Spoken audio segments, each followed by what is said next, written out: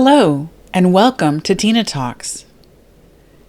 This is CMMC Made Simple, what every aerospace supplier needs to know. This is episode 4 in a 5-part series on the Cybersecurity Maturity Model Certification. Last time, we tried to simplify the difference between FCI, or Federal Contract Information, and CUI, Controlled Unclassified Information. Acronym City, we all gotta love it, right? But what does CMMC actually require you to do? You may have heard this phrase, and I certainly have quite a bit, but this is not just an IT problem. And IT is not the only group from your organization that needs to be involved in addressing the CMMC requirements.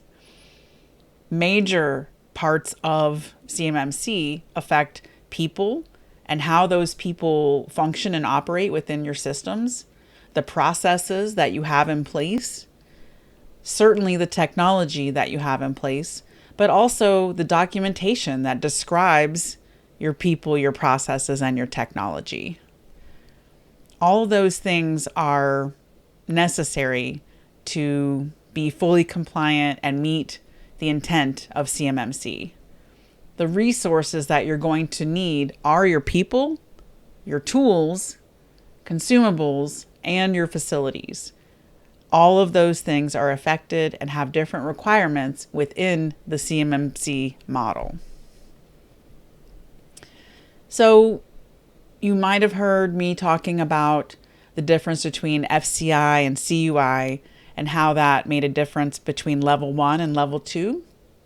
Well, here are some other differences. Again, the data type is critical, whether it's federal contract information or controlled unclassified information. And the assessment type is different. FCI with a level 1 requirement requires an annual self-assessment, whereas a level 2 requires a third-party assessment. Both of them require an annual affirmation inside the SPRS system, or SIPRS, or SPRS, or however you refer to the acronym. But here's where you see a huge difference. Level 1, 15 security requirements that address basic cyber hygiene. Level 2, hold on to your seats, requires 110 security requirements and advanced cyber controls because it's controlled unclassified information. The government has specific controls in place. For level 1, the rule that's applicable is FAR Clause 52.204-21, and for level 2, the standard that's applicable is NIST SP 800-171 Revision 2, or Revision 3 if it's out by the time you're watching this. So typically level 1 is going to be many of your small or mid-sized suppliers. You may only be really required to get to level 1. That's 15 security requirements. It's not the end of the world, and it's not going to cost you $1 bajillion. For level 2, those are higher risk contractors, and as such, they should have those additional security requirements and controls in place. So here are some of the categories that are contained within CMMC. Access. Essentially, access to data. You need to limit and control access to information, whether it's CUI or FCI. Passwords. No more 1, 2, 3, 4, 5, 6, 7, 8, 9. That is just not an acceptable password. The complexity of the password, the combination of letters, numbers, capitals, special symbols, all of that is addressed, and you must have complexity for your required passwords, especially if that's what you're using to access information. Also, rotation. Gone are the days when we set that one password 15 years ago and it's the same one we're using today. Not so much. You need to rotate your passwords because guess what? The bad guys figured it out. Just adding another exclamation point to the end doesn't always make it secure. Also, training. You have to ensure that your employees have awareness. Do they know what CMMC is? Maybe they don't need to know what the acronym is, but they certainly should understand that it's addressing cybersecurity and maybe at least a baseline understanding of what that is and how to ensure that your company is enacting cybersecurity. Also, your devices. How are your networks set up? What are the controls in place? Can anyone externally access anything on your system through your network? Hopefully not. Also, incident reporting. You may think that this is just not applicable to you because you've never had a cybersecurity incident. However, you need to have a plan in place.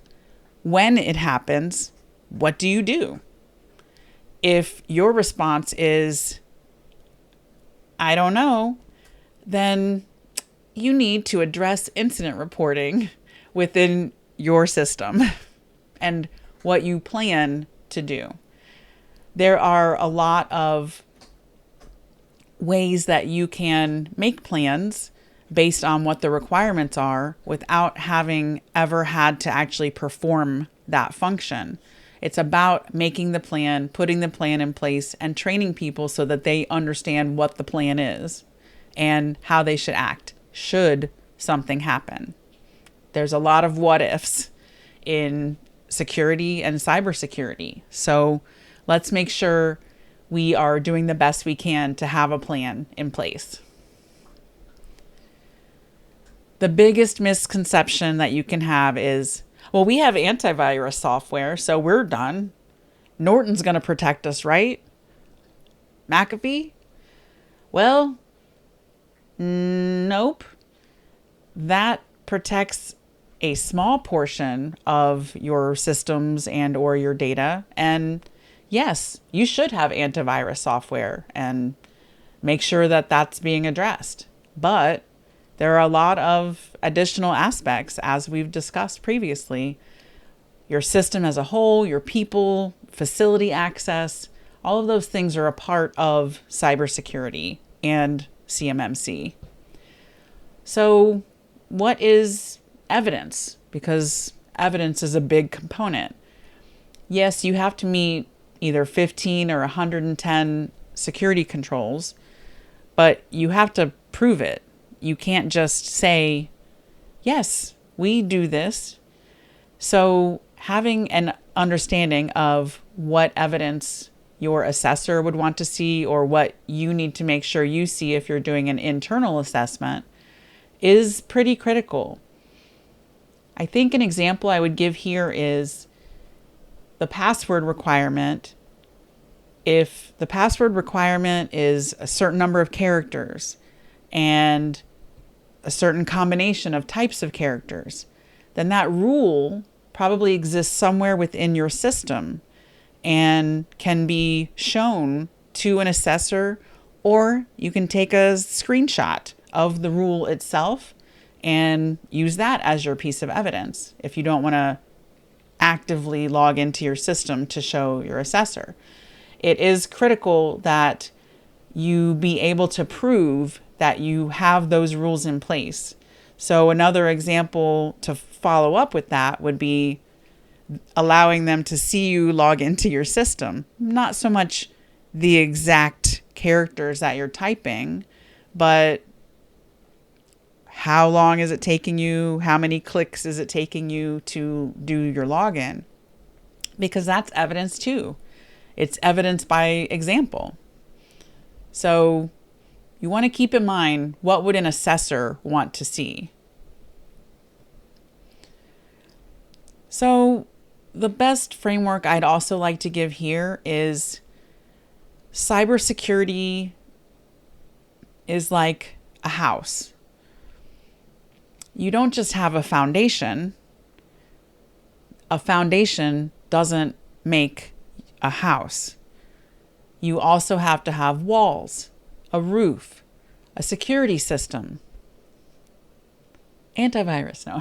And you have to maintain that system. You have to have a maintenance plan for your house. You have to know when you want to pressure wash or when to change your air conditioning filters. Things like that are all part of the big picture of owning your home and having your house. Well, the same applies to CMMC. There's a lot of different items that go into the big picture of cybersecurity for your organization. So, story time. What was the most surprising thing a client discovered during a gap assessment? I think what I've seen so far is that the most surprising thing to a lot of the very small companies I'm working with is that they actually have some controls in place and they didn't even realize those were controls. And they were actually meeting pretty easily several of the security requirements that were needed for CMMC. Surprise, you're not starting at zero. You probably already have some stuff in place. Good job. Now we're just going to build on that and get you the whole house. So I hope that you learned the golden nugget for this episode is that CMMC is about people and processes as much as the technology that you have in place. I hope you like and subscribe, and certainly stay tuned for our next episode when we're going to talk about how to prepare for CMMC without a full-blown panic. We don't want that to happen. If you were wondering, who can you contact for help? Well, perhaps the answer is me, your compliance specialist. My name is Tina Leety. I'm the proud owner and primary consultant for Cloud 10 Services. My email address is on the screen, tina@cloud10services.com. And I'm here to help you elevate your business. Thank you, and have a great rest of your day.